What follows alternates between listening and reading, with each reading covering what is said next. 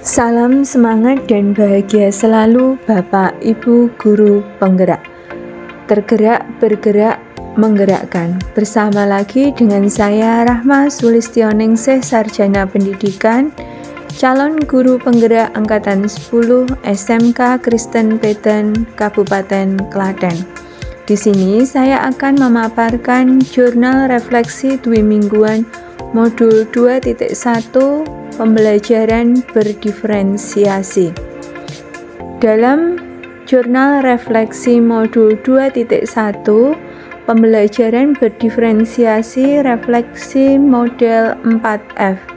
Yang pertama yaitu fact atau peristiwa, yang kedua feeling perasaan, yang ketiga finding pembelajaran, dan yang keempat adalah future atau penerapan.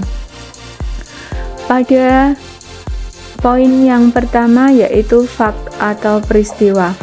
Pada modul ini saya mempelajari tentang pembelajaran berdiferensiasi. Pada awal modul 2.1 di bagian mulai dari diri, saya membuat refleksi diri tentang bagaimana seorang guru dapat mengelola kelas dan memenuhi kebutuhan belajar anak yang beragam. Saya diminta untuk membayangkan kondisi kelas yang saya ajar saat itu, dan saya diminta menjelaskan tantangan-tantangan yang dihadapi dalam proses pembelajaran di kelas, serta tindakan-tindakan yang dilakukan untuk mengatasi tantangan-tantangan yang ada. Pada tahap eksplorasi konsep, pada forum diskusi, saya membuat diagram Fryer untuk mengukur sejauh mana pemahaman saya terkait materi pembelajaran yang dapat memenuhi kebutuhan anak. Saya diharapkan mampu menganalisis kebutuhan belajar anak, setelah itu menuliskan not dan menjawab pertanyaan dari setiap halaman yang ada di eksplorasi konsep. Pada eksplorasi konsep ini dilakukan kegiatan ruang kolaborasi, berdiskusi dengan kelompok dan memaparkannya tentang analisis suatu skenario pembelajaran di setiap jenjang, mulai dari jenjang TK, SD, SMP, SMA, atau SMK. Strategi diferensiasi serta penilaian yang dilakukan pada skenario pembelajaran berdiferensiasi apakah sudah terpenuhi oleh kebutuhan belajar anak di kelas yang ada. Kemudian, setelah melakukan diskusi kelompok, hasil tugasnya diupload di LMS.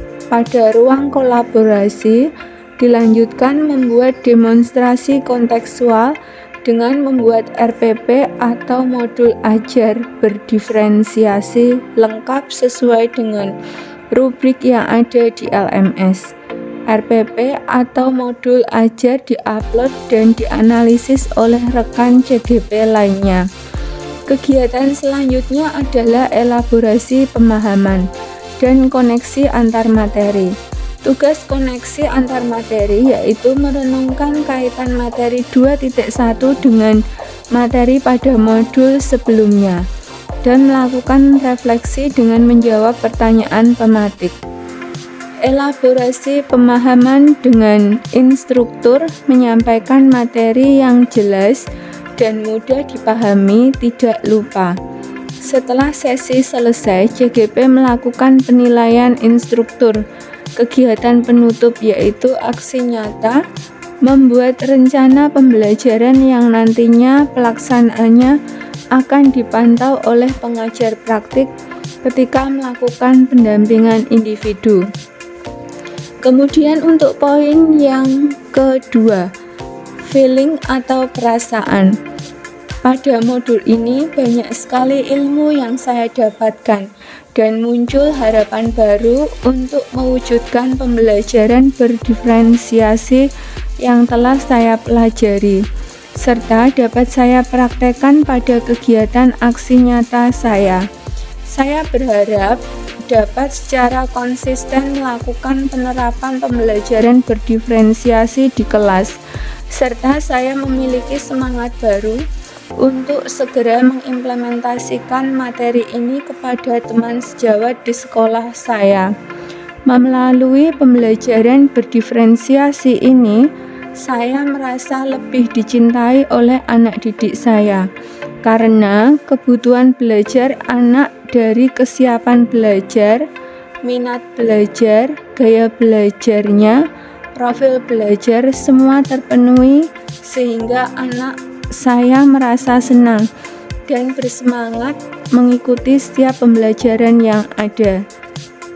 Berikut dokumentasi pada kegiatan pembelajaran berdiferensiasi dengan peserta didik.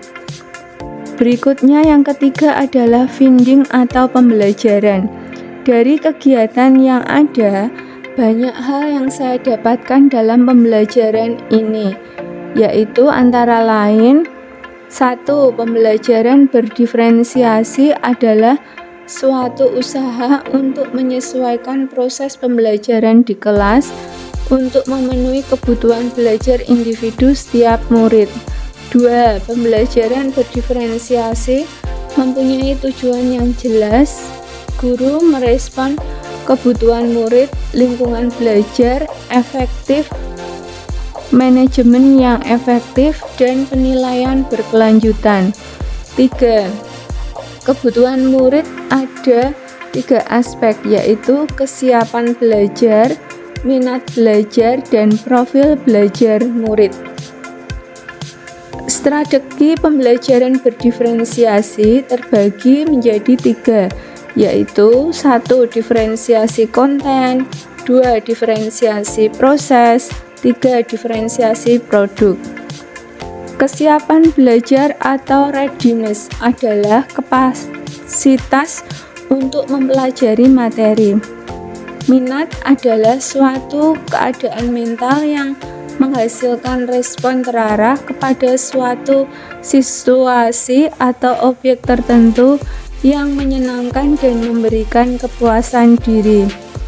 Profil belajar adalah hal yang mengacu pada cara-cara bagaimana kita sebagai individu yang paling baik belajar sebagai guru sesuai dengan filosofi Ki Hajar Dewantara, dan serta nilai guru penggerak kita seyogyanya harus mampu menyajikan pembelajaran yang berdiferensiasi untuk memenuhi hak-hak murid yang ada di kelas. Kemudian yang keempat, future atau penerapan. Dalam implementasinya, setelah mempelajari modul ini, saya akan memetakan kebutuhan-kebutuhan yang ada pada murid-murid di kelas saya dan merencanakan pembelajaran berdiferensiasi untuk memenuhi hak belajar mereka di kelas. Saya juga akan sharing dan berkolaborasi dengan rekan sejawat dan orang yang lebih berpengalaman tentang pembelajaran berdiferensiasi, serta menularkan pengetahuan ini ke rekan guru di sekolah. Bersama-sama melakukan perubahan demi kemajuan peserta didik agar tujuan pendidikan dapat tercapai dengan terpenuhinya kebutuhan belajar anak sesuai dengan minat dan bakat yang dimiliki. Demikian pemaparan video yang dapat saya sampaikan. Terima kasih telah menyaksikan video ini.